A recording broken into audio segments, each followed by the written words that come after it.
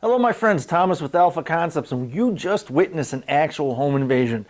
This video was sent to me by a friend of mine on Facebook. This was actually happened in his house. That's him that you saw there running and chasing the bad guys out of his house.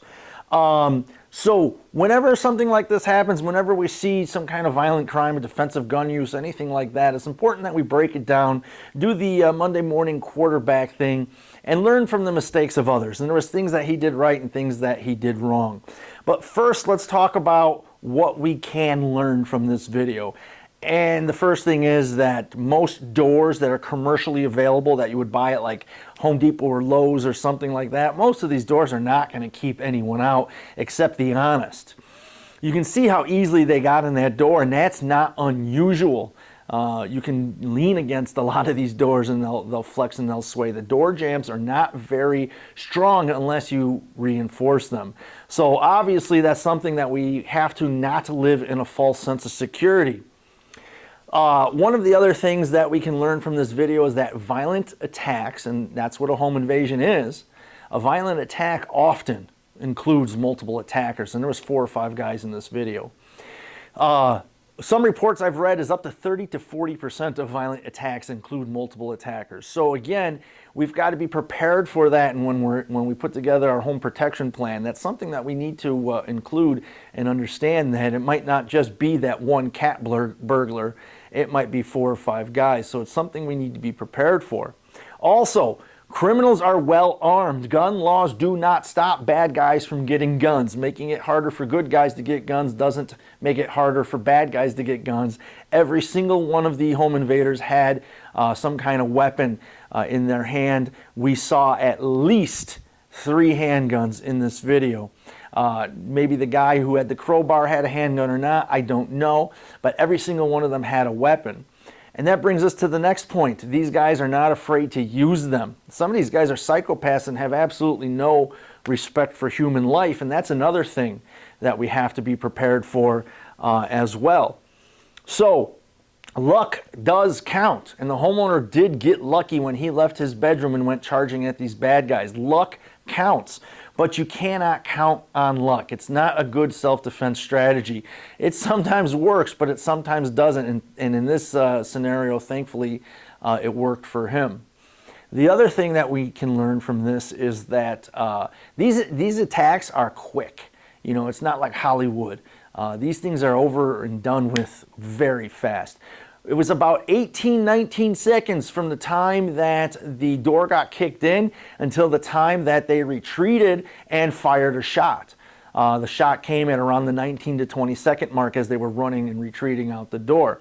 So really these things happen quickly, and I do want you to kind of put yourself in the homeowner's shoes. Someone kicks in your door 20 seconds later. Are you really awake and fully aware yet? You know, maybe, maybe not.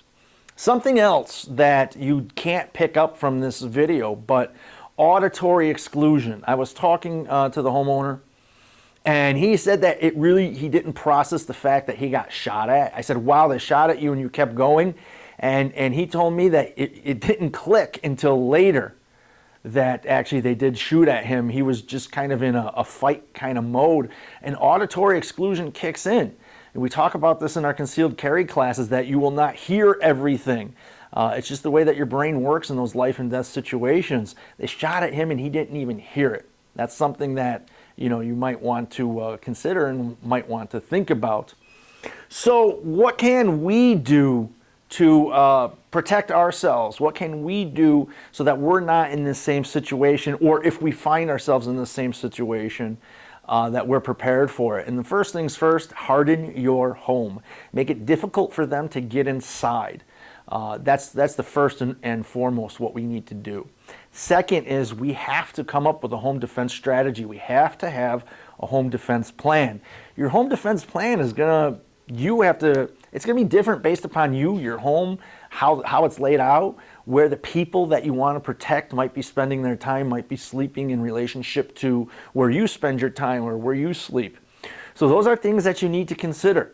Having a plan, and then game that plan. Whenever you see videos like this, whenever you read news stories, you want to balance what you're seeing against what you are planning.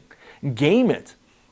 You know, he told me that he had a firearm right next to his bed, that he sleeps with the firearm right next to his bed, and he didn't even think of grabbing that gun when he went running. So again, middle of the night, someone kicks in your door, you're half asleep, but at the same point in time, we really need to kind of think about this plan.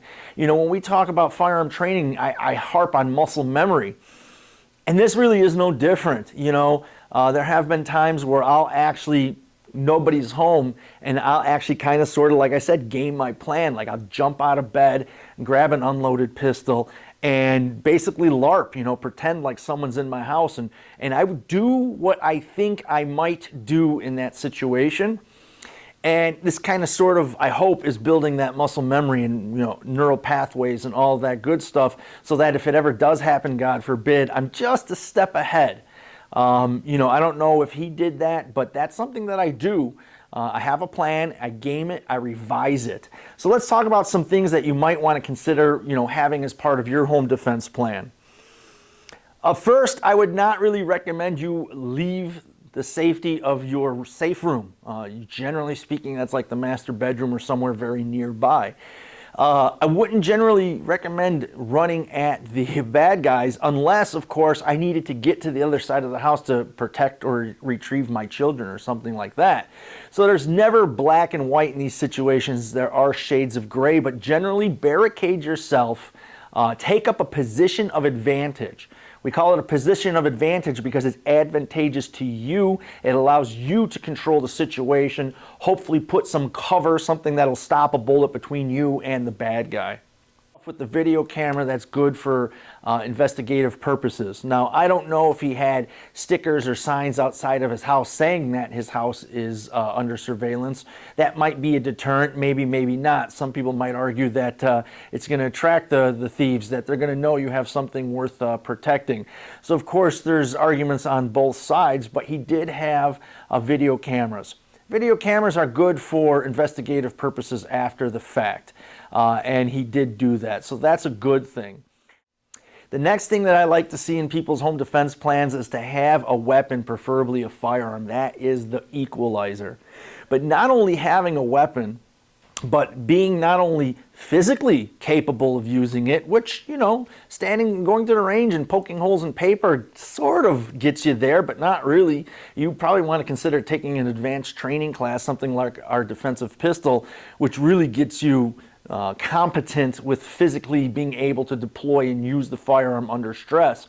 But you have to be mentally capable as well. You have to be mentally prepared to be able to point a firearm at another human being and press the trigger if you have no other choice. That's something you need to think about if you include a firearm in your home defense plan, which generally, as I said, I recommend because it is a good equalizer. Call the police, call the cops at your first opportunity. Get the help, get the cavalry there as quickly as you can. I don't know what the response time is in your neighborhood, but in my area, it's easy going to be 10 minutes before they get there. 10 minutes is a long time when you've got 5 armed thugs in your house. You need to get the cops there as quickly as possible. Get on the phone. The moment that you realize what's going on, get them there. I sleep with a phone within arm's reach. I do that as part of my home defense plan. I do that because, boom, I'm calling the cops. Having said that, some people might, well, I get emails, I get notifications, I get phone calls. I don't want to be disturbed. I'll never get any rest. Do not disturb is a feature that every phone has. Turn it on. I've been doing it for years. I don't get any notifications. I run a business. I've got people contacting me, emailing me all hours of the night. Sometimes I'll get emails 3 in the morning from students. Maybe they work a night shift or something like that. That's the time that they have. Great. I have no problem with that, but I'm not going to see it until 6 o'clock when I wake up. So from 9 to 6, I got Do Not Disturb on, and only people who are on a list will I get through. Like my wife, my kids, my father, things like that. Where if they're calling me at midnight, it's an emergency. So that's a feature that you can turn on your phone that will allow you to have the phone within arm's reach but not get any of those notifications, so you can actually get some rest. And then let's talk about a controversial subject, and that is, do I or do I not give commands, give verbal orders? In our concealed carry classes, I always say that the goal is to go home. But here we are, we're home. Now the goal is to stay home. We want to stay alive. What's the most likelihood that that's going to happen? And I don't know the answer to that question. It really is going to depend upon the situation. You've got to figure it out in the heat of the moment, which is why you kind of sort of got to game it. If I give orders and I say, hey, I've got a gun, get out of my house. Hey, I called the cops, get out of my house. Well, maybe they're going to get out of the house. That's great. Problem solved. I don't have to press a trigger. They didn't get to steal or take anything, or maybe they don't take anything else. Or maybe if they're very motivated, now they know exactly where I'm at. So pros and cons to everything. I always like to say I'll use the least amount of force necessary to stop the threat. And in the heat of the moment, you got to decide if you want to give verbal commands. But remember, if you're going to give verbal commands, words matter. So, I've called the police, something like that. I've got a gun, leave my house. That's something you might consider saying. And that's something that should be part of your home defense plan that you think about. Will I give verbal commands or not? And if I'm going to give verbal commands, what kind of commands would I give? So sit down and think and put together a plan for your house, and where's your safe room, and what can I use as cover, something that'll stop a bullet. Where's my line in the sand that they can't pass, and if they do pass, then I have to take some kind of further action, which may or may not include pressing a trigger. So you've got to figure this out. Watch these types of videos, learn from these types of videos, revise your home defense plan, and game it. The most important thing you can do is game it and test it and make sure that it's gonna work. So, as always, everybody, be armed, be trained, and be alpha.